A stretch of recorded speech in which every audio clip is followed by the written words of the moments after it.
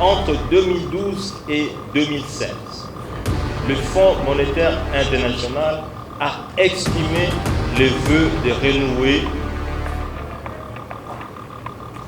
la coopération formelle avec la RDC. C'est la RDC qui a plutôt refusé. Parce que le Fonds monétaire estimait qu'il était anormal que lorsqu'il a été en programme avec la RDC n'a jamais réalisé ce type de performance. Si l'agriculture, économiquement et scientifiquement, constitue le passage obligé d'un pays comme la RDC pour se développer, ça veut dire que c'est un projet qui doit absolument être relancé. Nous allons représenter une certaine menace pour les élèves, pour les politiques. Je l'ai déjà dit, je l'avais dit.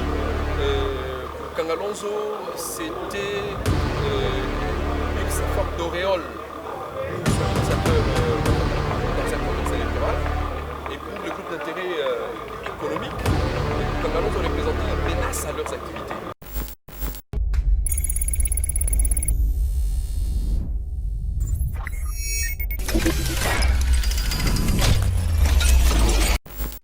Il y a d'autres qui parlent, comme Bréton, de la malédiction des programmes d'ajustement du Fonds monétaire international. Pour dire que si vous êtes soutenu par le Fonds monétaire international, rassurez-vous, vous êtes maudit. Vous ne pouvez pas avancer. Et c'est des articles scientifiques. Et puis, il y a d'autres qui soutiennent la malédiction des leaders. Ça, c'est une thèse que nous sommes en train de développer. Nous remercions d'ailleurs les recteurs de l'UPC ainsi que le secrétaire général académique de nous soutenir parce que nous avons créé ici au sein de cette université une école de leadership dans la faculté des sciences économiques pour effectivement démontrer que scientifiquement il y a une liaison crédible, positive entre la médiocrité dans le leadership et les niveaux de développement des pays. Voilà donc ramasser les explications. Alors, cet article, comme vous le savez, nous sommes en train de vouloir montrer quel est l'impact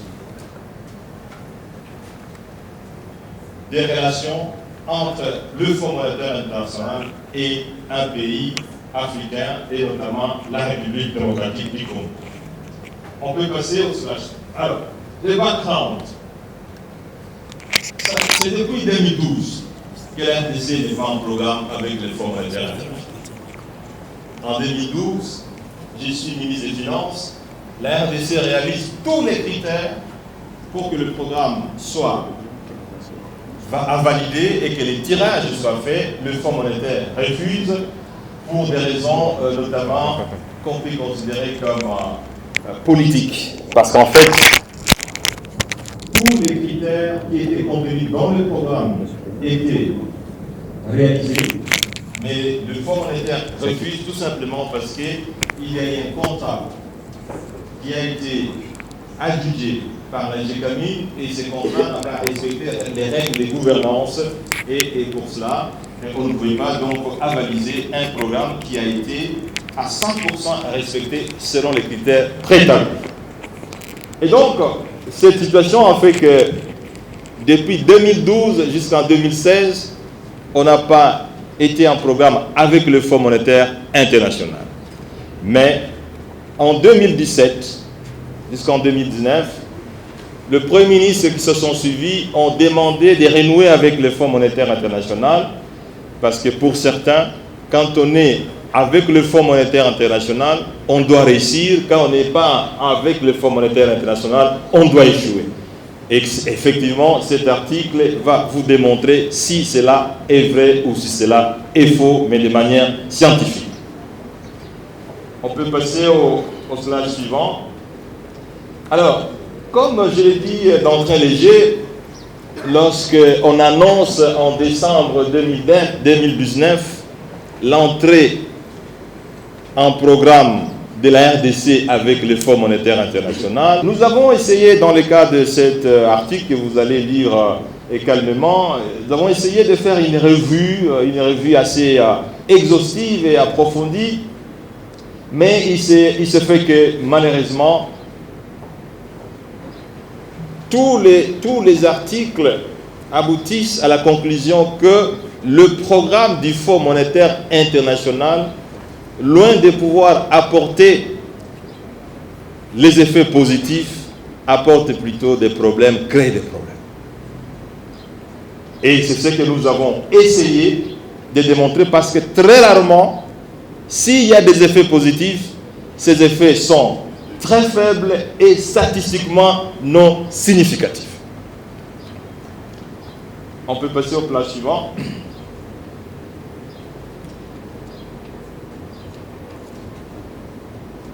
Dans le cadre de la RDC, nous avons essayé de rentrer statistiquement jusqu'en 1960 pour essayer de voir quel a été le comportement de l'économie congolaise depuis 1960 jusqu'en 2019. Et nous avons réalisé qu'il y a plusieurs programmes que la République démocratique du Congo a contractés avec le Fonds monétaire international de 1960 jusqu'en 2019.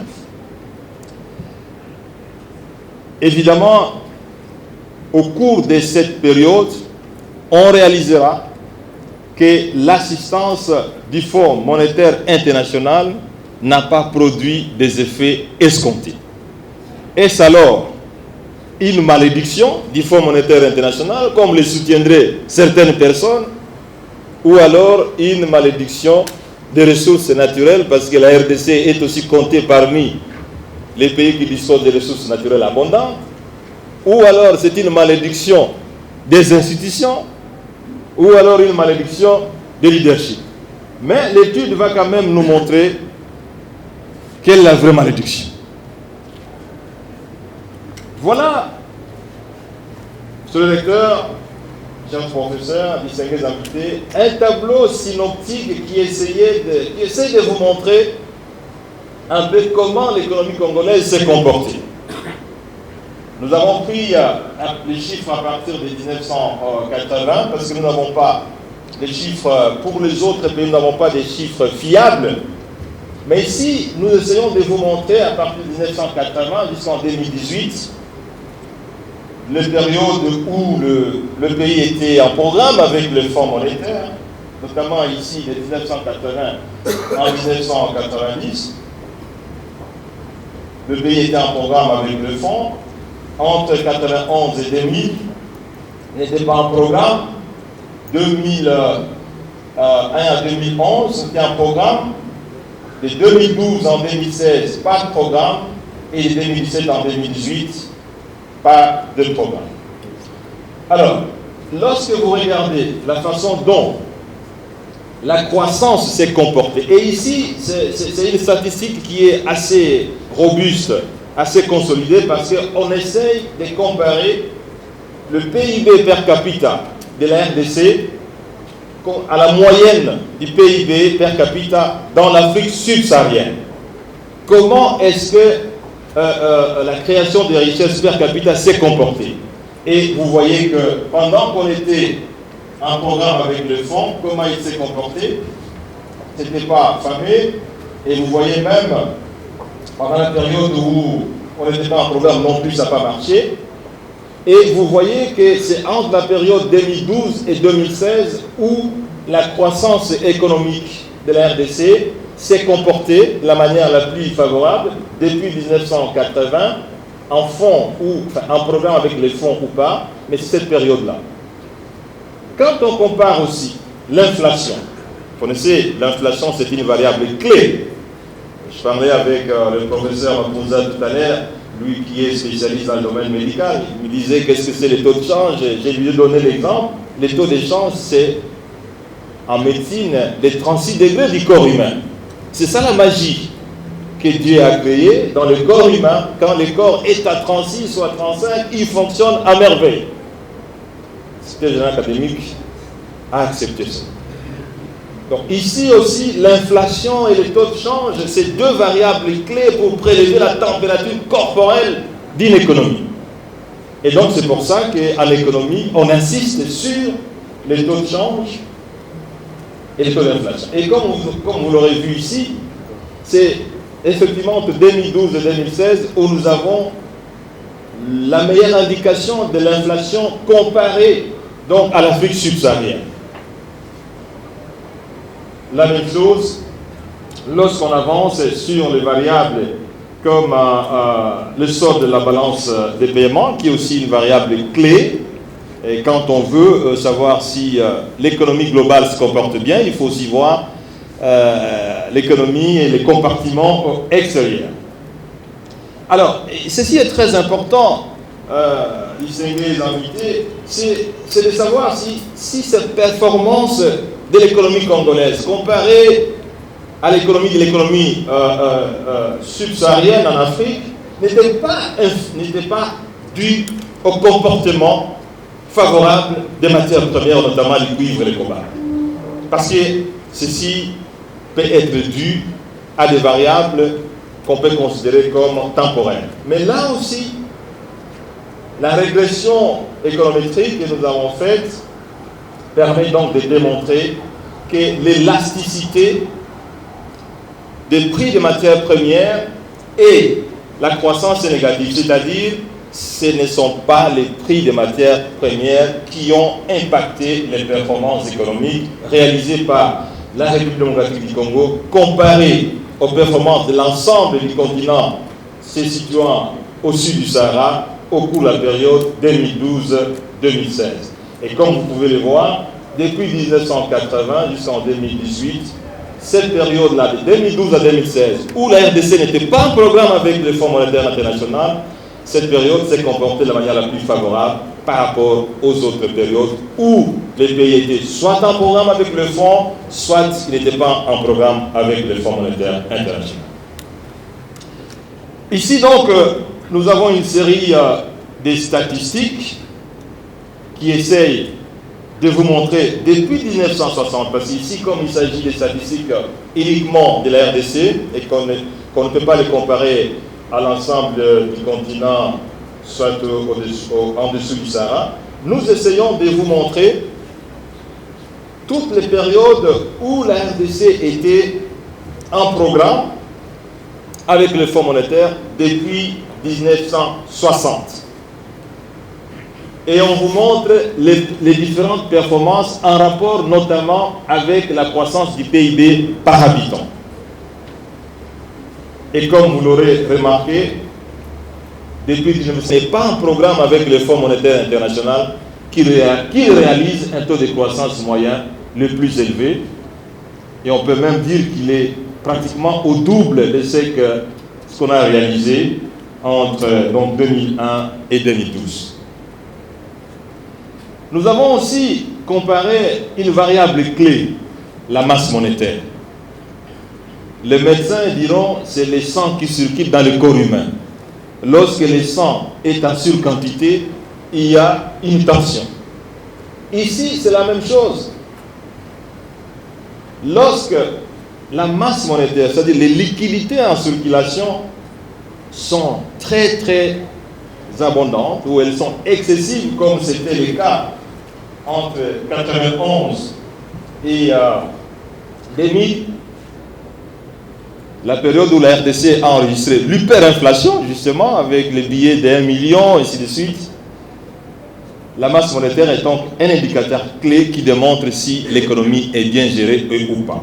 Donc, comme vous le verrez, depuis 1960, c'est la période où la RDC n'est pas en programme avec le Fonds monétaire international que le gouvernement a la maîtrise du sang qui circule dans les corps de l'économie nationale. Nous avons un autre indicateur, je vais parler de cet indicateur, l'inflation. Vous savez, nous les économistes, nous disons l'inflation, c'est un impôt tacite, un impôt intelligent que le gouvernement impose sur les revenus des Congolais ou des citoyens. Et d'une manière générale, c'est un impôt implicite et tacite. On vous prélève le pouvoir d'achat sans venir vous chercher à la maison comme les agents des impôts. C'est ça l'inflation. C'est ça la dépréciation monétaire. C'est un impôt sur le revenu et surtout de ceux qui n'ont pas suffisamment de ressources et qui touchent leurs revenus à monnaie nationale. Voilà comment l'inflation a évolué. Encore une fois ici, par la magie des chiffres, nous réalisons que c'est toujours pendant cette période où la RDC n'est pas en programme avec le Fonds monétaire qui réalise la meilleure performance corrélée scientifique.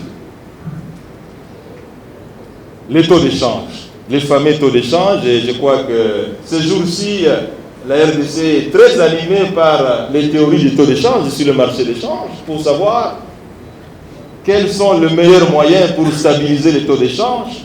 Et voilà, s'il fallait chercher les moyens, je crois qu'on peut aller trouver entre 2012 et 2016, où la RDC aura réalisé le faible niveau du taux de dépréciation monétaire depuis 1960, comme vous l'avez vu statistiquement démontré ici.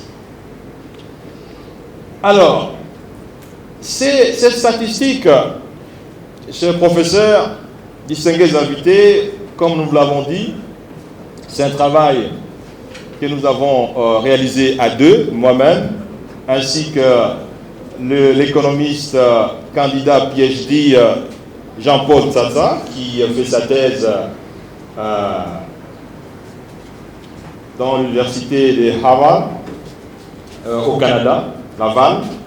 Et donc, nous avons réalisé un modèle économétrique qui essaye de tester les variables explicatives par rapport aux variables expliquées et qu'elle permet effectivement de pouvoir soutenir les conclusions que nous sommes en train de vous communiquer tout à l'heure. Donc, ce modèle nous permet de vous rassurer que les conclusions sont effectivement soutenables et peuvent résister à l'usure du temps. Les analyses que nous avons faites permettent de pouvoir apprécier les effets d'un programme d'ajustement avec le Fonds monétaire international. Est-ce que, sur base de ça, nous devons conclure que c'est le Fonds monétaire qui est en faute, ou bien c'est le pays qui a contracté qui est en faute? Ça, c'est très important, mais nous le démontrons dans les lignes qui suivent. Alors, on peut passer, évidemment, ici, si on nous posait la question, pendant toute cette période où la RDC, comme vous l'avez vu, en programme avec les fonds, a échoué, est-ce une malédiction du Fonds monétaire international? Nous allons dire non. Le Fonds monétaire international, ce n'est pas un démon qui vient pour maudire un pays. C'est une institution prestigieuse d'ailleurs et dans laquelle travaillent, en tout cas, parmi les plus brillants économistes de ce monde. Mais ce qui est vrai, pourquoi est-ce que le programme avec le Fonds monétaire international souvent ne réussit pas? L'aléa moral, c'est que lorsqu'un pays est en programme avec le Fonds monétaire, il semble être satisfait par la couverture morale d'une institution prestigieuse comme le Fonds monétaire international. Ce qui dirait, un malade qui est traité par le meilleur médecin du coin peut se sentir, non, je peux me comporter, mais le docteur, c'est le meilleur docteur que je puisse avoir. C'est ça l'aléa morale. C'est comme quelqu'un dont le véhicule est assuré et qui peut se comporter, qui peut conduire et boire un peu pour dire, bah, écoutez, vous savez, le véhicule est assuré.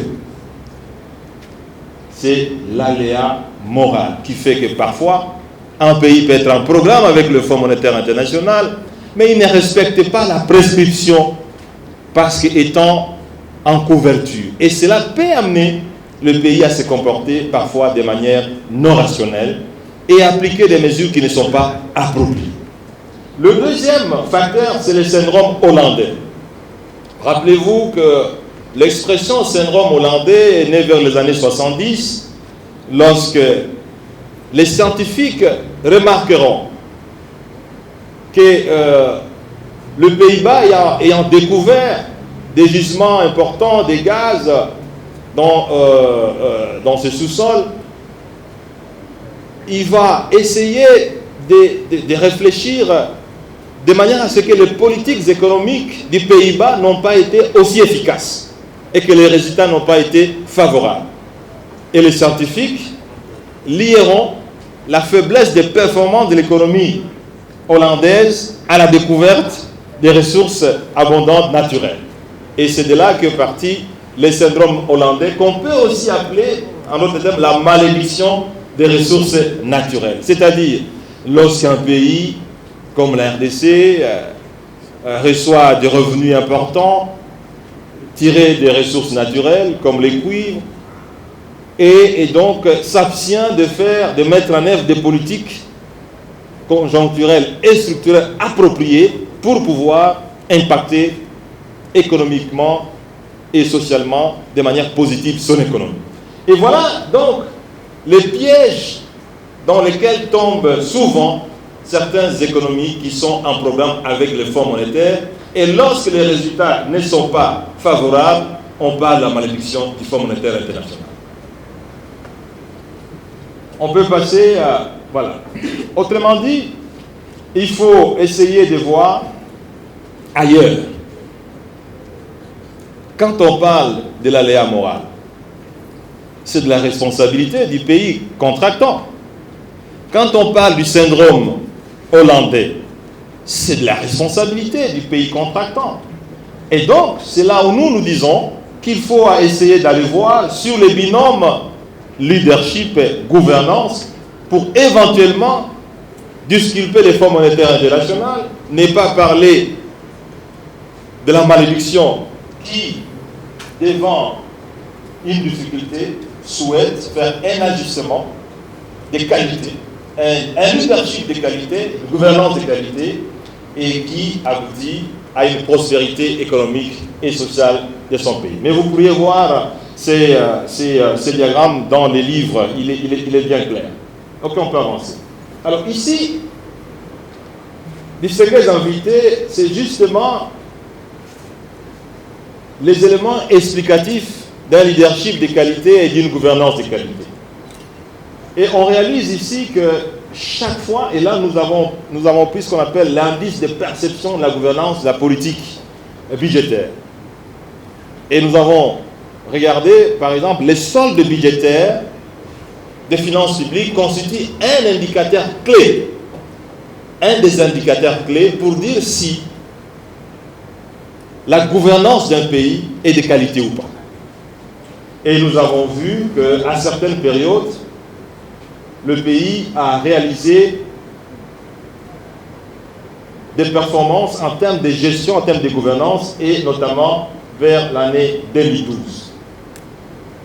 On retrouve aussi vers l'année 2010, et ici c'était en 2001 ou 2002, lorsque le pays avait repris le programme avec le Fonds monétaire, c'est quoi, c'était en 2002, avec le professeur Matungulu, ministre des Finances de l'époque. Ici, c'est un indicateur sur la qualité des institutions et la qualité de la gouvernance dans un pays. Et nous avons essayé de prendre depuis 2005 jusqu'en 2018, et les données sont donc de la Banque mondiale et certaines de la RDC. Et comme vous pouvez le remarquer, c'est toujours vers cette période où la RDC n'était pas en programme avec le Fonds monétaire international que l'indice de gouvernance était le plus élevé.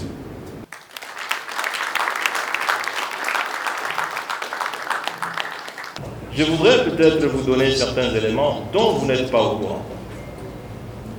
En 2012, le Fonds monétaire international suspend son programme avec la République démocratique du Congo, bien que celle-ci ait fait respecter tous les critères quantitatifs, voire qualitatifs, qui étaient circonscrits dans les programmes, pour des raisons que nous avons évoquées. Mais ceci étant, de 2012 à 2016, nous réalisons et social, parce que j'ai tendance à dire, oui, c'était des performances uniquement macroéconomiques. Mais retenez qu'en 2015, la République démocratique du Congo, par la publication des statistiques du PNUD, aura gagné 14 points dans l'indice du développement humain. Vous savez, l'indice du développement humain, c'est un indice agrégé où on reprend beaucoup d'éléments, notamment l'accès à l'eau, à l'électricité, la scolarité, ainsi de suite.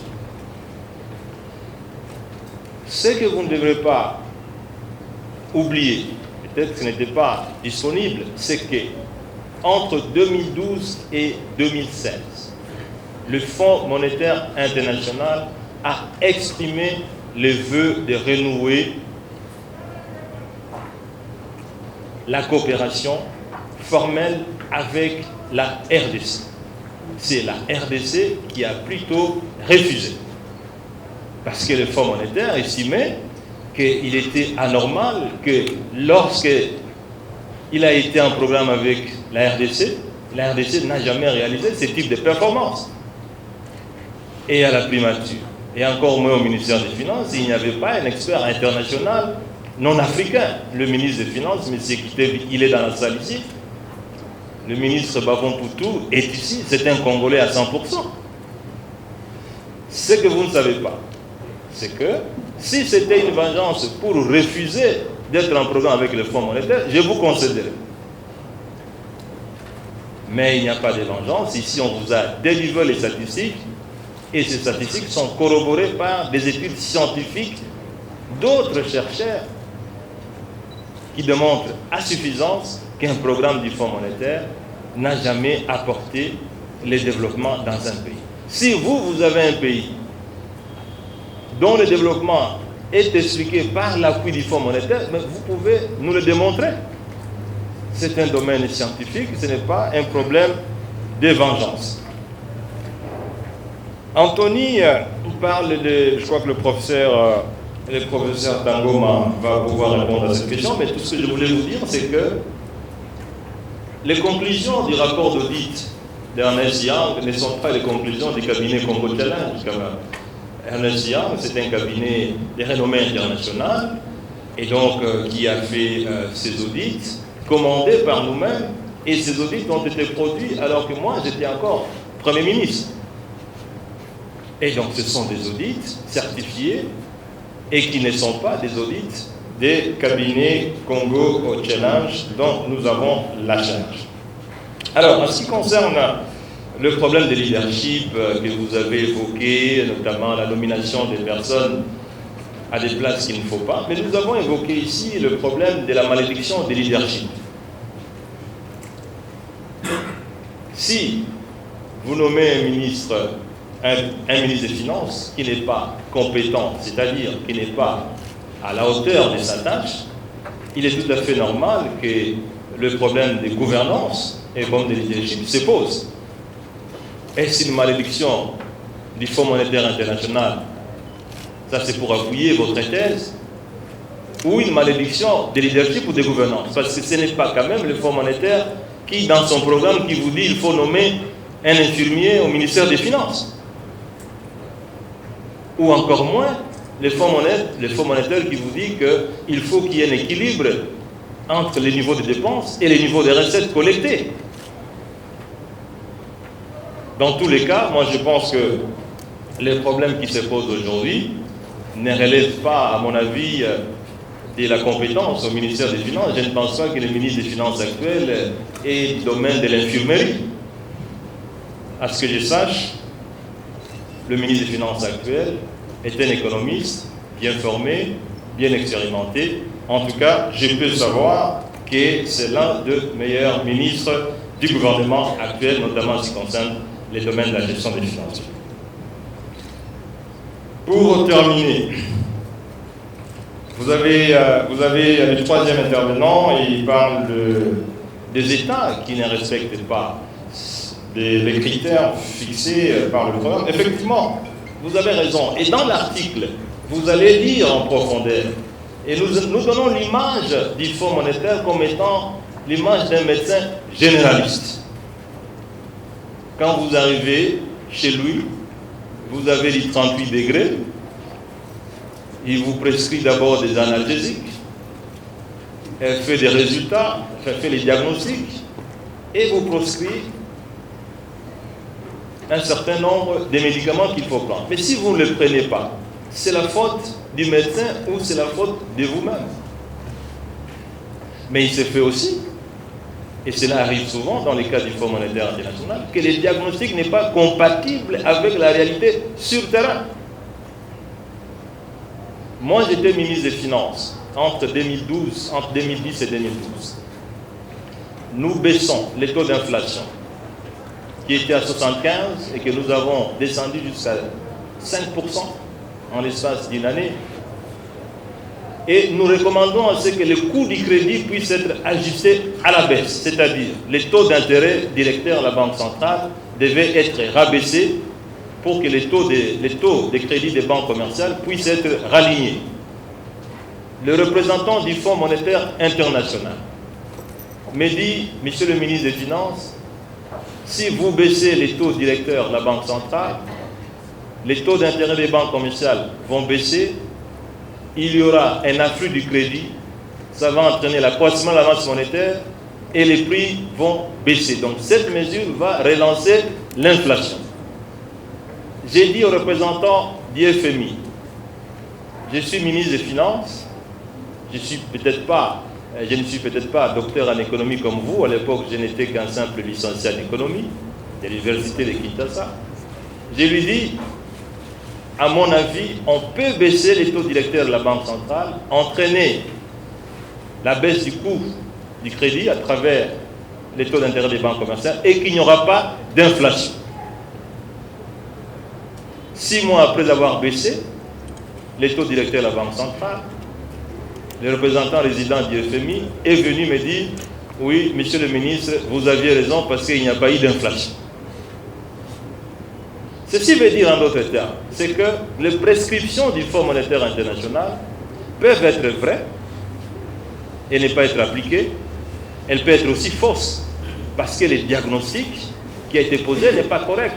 Vous ne pouvez pas quand même être sûr et convaincu que les experts du Fonds monétaire international qui viennent ici pour 2 semaines peuvent faire un diagnostic aussi profond, cohérent, pertinent que les experts qui restent ici pendant toutes les années et qui vivent avec cette économie.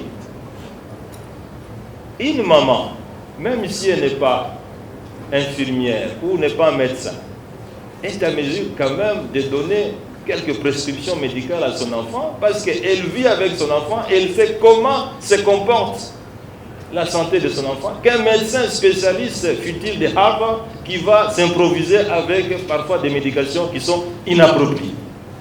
Donc moi je suis d'accord avec vous, mais je crois qu'il faut relativiser et je crois que le professeur Tangoma pourra me compléter éventuellement sur les questions des cadres macroéconomiques, mais aussi les questions des Bukangaloso. Merci. Je vais tout simplement dire à un journaliste qui a dit que parmi ce matin d'Apollo, et donc j'ai parti pour parler de Bacabo industriel. 2 petites remarques. La première, c'est que la revue Congo Challenge, c'est pas la revue de Makata. C'est une revue scientifique, avec une organisation comme telle. Okay? Et donc, nous traitons des questions d'intérêt économique et social pour la RDC, l'Afrique centrale et l'Afrique orientale. Lorsque un chercheur se trouve en présence d'un questionnement intellectuel, tel que celui de Bukangaloso, ou par exemple, étant informé de ce qui se passe, vous constatez que la population est à côté de la plaque parce qu'il y a de la désinformation, les gens vivent sur base des rumeurs plutôt que sur base de la vraie information. Quel est le rôle de l'intellectuel? De se taire ou de parler?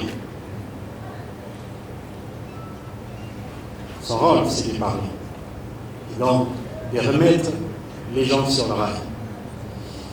Il est dommage que le pays ne regorge pas des journalistes d'investigation qui ont la charge de pouvoir fouiller, fumer sur des types de dossiers pour aller connaître la vérité. Pourquoi est-ce qu'il a fallu attendre maintenant pour que vous sachiez que ce qui passait comme information était une fausse information? Simplement parce que, probablement pour des intérêts partisans, il ne faut pas oublier que le parc agro-industriel de Bukangalonzo, s'il fonctionnait normalement, ça faisait, en termes de recettes, c'est des milliards de dollars l'an, mais aussi en termes de production agricole. Cela veut dire que les importations agroalimentaires qu'on fait actuellement sur 1,4 milliard à 2 milliards, on n'en ferait plus. Ça sera une production locale. Donc il y a des groupes d'intérêts économiques et financiers qui sont perdants du fait que le parc agro-industriel de Bukangalonzo est fonctionnel. Et ceci peut expliquer cela. Mais donc, l'objectif de cet article d'information dans la revue Congo Challenge est d'aider un certain nombre d'intellectuels à pouvoir avoir le minimum de chercher l'information et de pouvoir vérifier. Nous l'avons fait par écrit. Cela veut dire que quelqu'un peut aller vérifier ce qu'on a écrit. Si c'est faux, il peut nous demander de venir écrire un article dans notre revue pour pouvoir contredire ce qu'on a dit. Mais nous pensons que, en toute honnêteté scientifique, c'est une de valeurs que je pense que nous devons pouvoir porter en tant que scientifiques. Nous sommes des académiques, donc nous ne sommes pas, je ne suis pas politicien. Et donc, le fait de rédiger un article dans ce sens a pour objectif d'aider la population et les gens animés de bonne foi à comprendre, mais aussi à rectifier.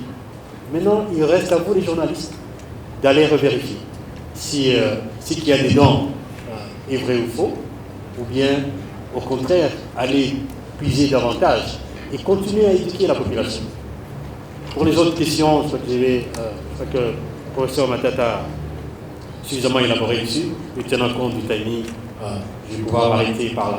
Merci beaucoup pour la suite des questions. En ce qui concerne, je m'excuse, en tout cas je vais répondre en français parce que je ne suis pas très performant à l'INGA. Évidemment, les articles, nous les avons rédigés en français, alors il peut y avoir des écarts entre l'expression des mots en français et l'expression des mots à lingala. Et donc pour des besoins de précision et de respect de la simplicité des contenus, nous souhaiterions répondre en français. Je pense que si vous aviez bien suivi l'intervention du professeur Tangoma, des chiffres ont été donnés en ce qui concerne les coûts du projet. Si bien j'ai bien suivi, vous pouvez regarder les chiffres qui sont à la page 170 de cet article, tableau 1, intitulé Investissement et participation à fin décembre 2015. Donc on a des chiffres d'environ 150 millions de dollars américains. Donc les autres chiffres qui sont parfois faraminés, qui parlent de 300, 400 millions, c'est des chiffres totalement fantaisistes. Mais dans tous les cas, les rapports d'audit établis par les cabinets Ernst & Young peut vous donner tous les chiffres dont vous avez besoin.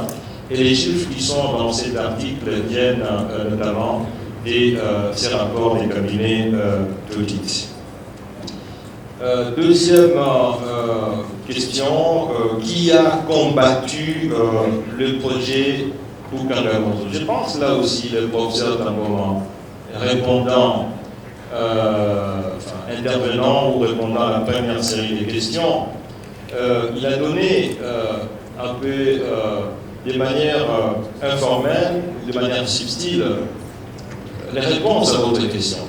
Parce que ce projet avait pour mission principale de réduire la dépendance alimentaire ou de satisfaire progressivement aux objectifs d'autosuffisance alimentaire.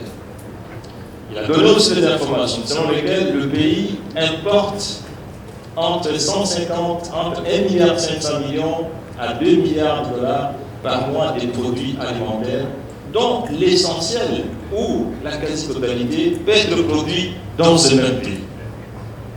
Et le projet d'installer le parc agro-industriel dans ce pays avait pour mission effectivement de répondre aux préoccupations d'autosuffisance alimentaire.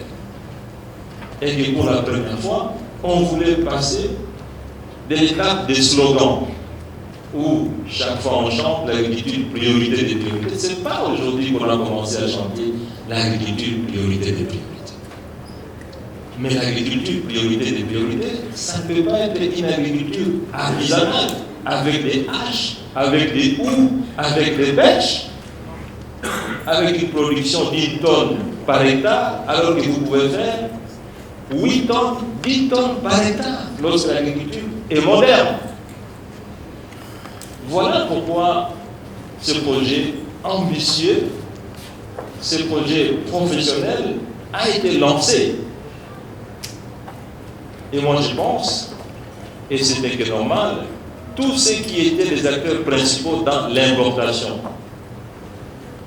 des produits alimentaires, pour un chiffre d'affaires de près de 2 milliards de dollars par an, pensez-vous qu'ils devaient être contents de voir un tel projet s'installer dans ce pays, parce que les opérateurs économiques ne font pas du bénévolat, ils font du business, et c'est tout à fait normal qu'ils se mettent à combattre ce type de projet. Mais il appartient au gouvernement de prendre sa responsabilité.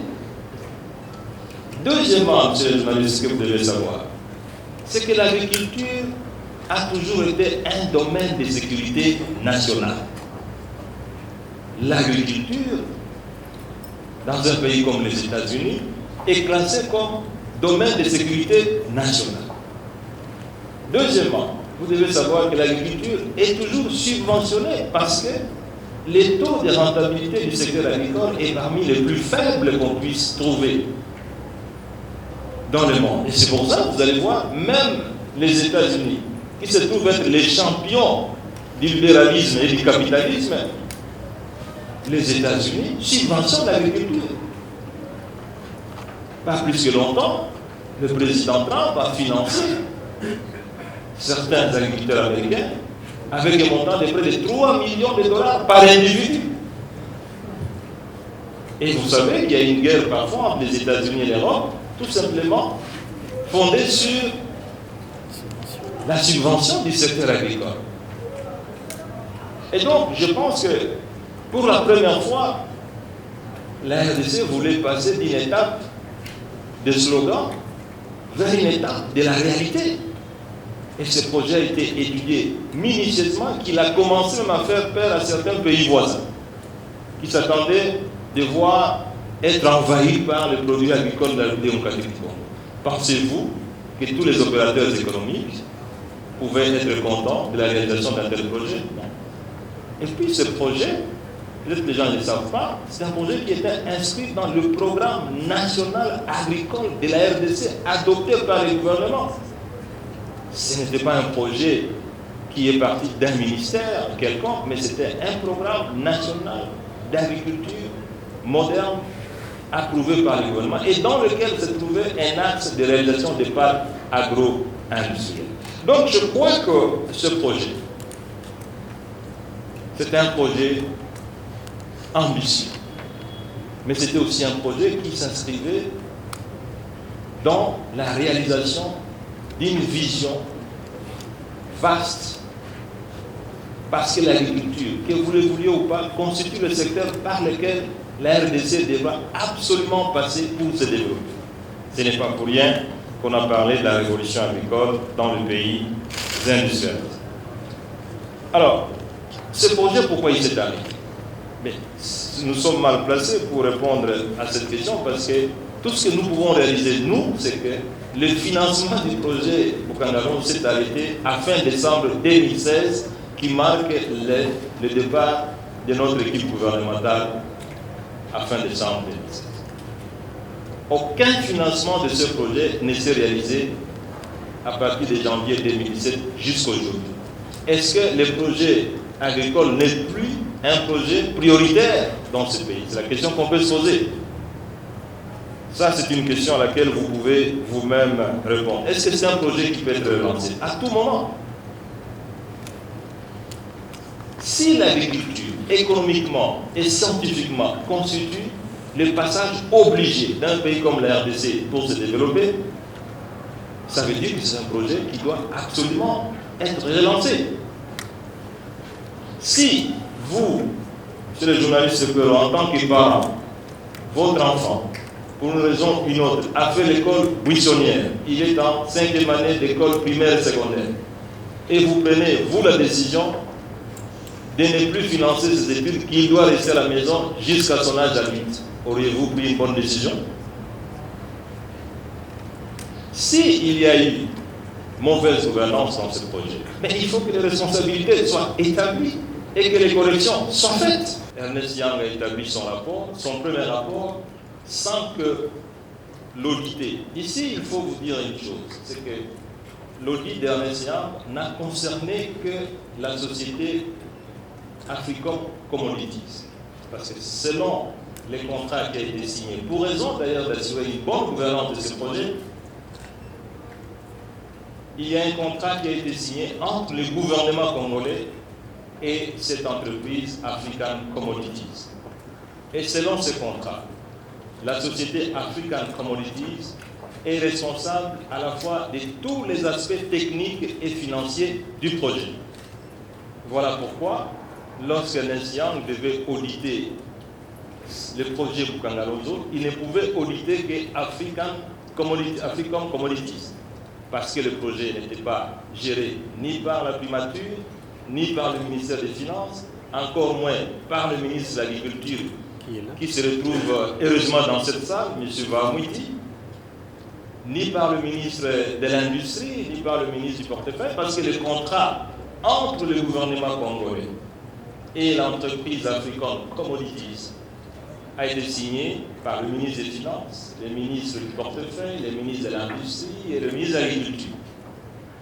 Et donc, le gouvernement avait pour la charge d'assurer tout simplement la conformité de ce projet. Et c'est la raison pour laquelle nous avions, nous, en tant que chef du gouvernement, sollicité que ce projet soit audité dans sa globalité. Voilà donc, chers amis, beaucoup de réponses données à beaucoup de questions qui ont été donc posées. Et pour terminer, je crois que ce que nous pouvons dire, c'est que il y a, s'agissant du Fonds monétaire international, le Fonds monétaire international n'est pas un démon. Nous l'avons dit lors de notre exposé. Le Fonds monétaire international, c'est comme un médecin. Si quelqu'un se sent malade et qu'il a besoin d'un médecin, c'est à lui de pouvoir mettre en œuvre les recommandations du médecin. Si le médecin lui dit qu'il souffre de diabète alors qu'il souffre de coronavirus, c'est à lui de dire que non, je ne souffre pas de cette maladie-là. Parce que si le diagnostic est mauvais, il va de soi que les prescriptions médicales ne seront pas de bonne qualité. Non, je pense qu'il faut garder à l'esprit la démarche. D'abord, la démarche a consisté à tordre le cou à l'intox. À l'intox, au mensonge, pour sortir le peuple du chaudron. Le peuple était vraiment repressé dans un chaudron. Il s'en est fallu peu pour que le peuple congolais soit décimé.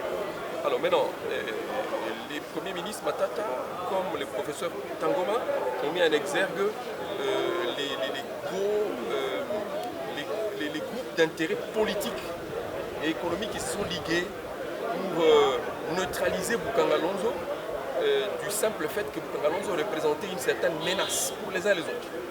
Pour les politiques, je l'ai déjà dit, je l'avais dit, Bukanga-Lonzo c'était une forme d'auréole pour son initiateur Matata Ponyo dans un contexte électoral, et pour le groupe d'intérêt économique, Bukanga-Lonzo représentait une menace à leurs activités. Vous voyez des gens qui qui brasse 1,5 milliard d'importations, qui voit du jour au lendemain une activité se développer, qui met fin, n'est-ce pas, à ces flux importants financiers. Et donc c'était une menace sérieuse. Les deux se sont ligués pour dire, eh bien combattons. Ils ont combattu et ont donc réussi à arrêter ces projets-là. D'abord évacuer Matata de la primature et ensuite à arrêter carrément le projet. Bon, maintenant, l'intox qui est développé autour vise simplement à décourager ceux qui veulent reprendre les projets et le relancer à pouvoir le faire. Surtout, c'est ça les jeux. Et donc l'intérêt de cette conférence est situé à ce niveau-là.